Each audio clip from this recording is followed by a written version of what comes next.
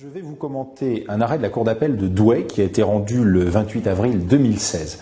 Il s'agit ici de s'intéresser à la preuve d'actes de concurrence déloyale. Très classiquement, le salarié d'un fournisseur de la distribution alimentaire quitte son employeur et crée une société concurrente.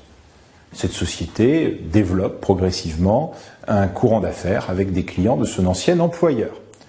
L'ancien employeur saisit le président du tribunal de commerce, du lieu du siège de la société de son ancien employé, et sollicite la désignation d'un huissier de justice afin que cet huissier opère diverses constatations, l'ancien employeur soupçonnant des faits de concurrence déloyale. La société visée par la mesure de constat qui avait été ordonnée par le président du tribunal de commerce assigne en rétractation de l'ordonnance qui avait été rendue sur le fondement de l'article 145 du Code de procédure civile.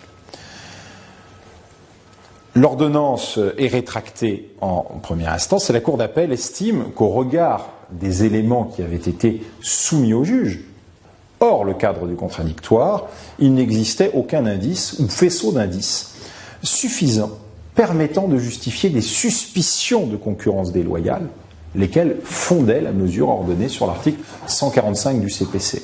Alors quelles sont précisément les circonstances factuelles qui étaient mises en avant par l'ancien employeur qui se plaignait du comportement concurrentiel de son ancien salarié? Eh bien, tout d'abord, il s'agissait de la création d'une société concurrente. Mais la Cour estime qu'en l'absence de clause de non-concurrence, il n'y a pas ici un comportement qui violerait une obligation contractuelle ou un comportement qui établirait une faute délictuelle. Ensuite, il est prétendu une rupture d'approvisionnement, mais elle n'était pas prouvée au stade de la requête, aux fins d'obtenir le constat sur le fondement de l'article 145, que les clients de l'ancien employeur l'avaient quitté. Donc ces faits n'étaient pas suffisamment établis. Par ailleurs, il était produit un message électronique qui permettait de nous montrer qu'il existait des négociations tarifaires entre l'ancien salarié devenu concurrent et des clients de son ancien employeur. Pour autant, ces négociations tarifaires, en elles-mêmes, ne permettent pas de suspecter un détournement de clientèle.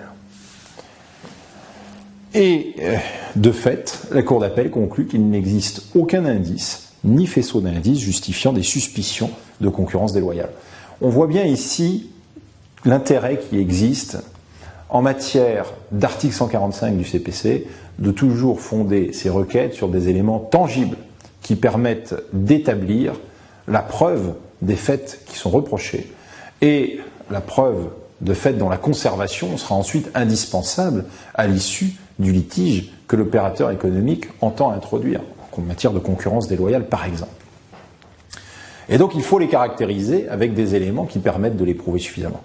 À défaut, le risque de rétractation est grand et bien évidemment, sans l'ombre d'une pièce, il sera impossible de poursuivre les faits concurrentiels incriminés. Merci de votre attention et à bientôt pour de nouvelles chroniques de jurisprudence.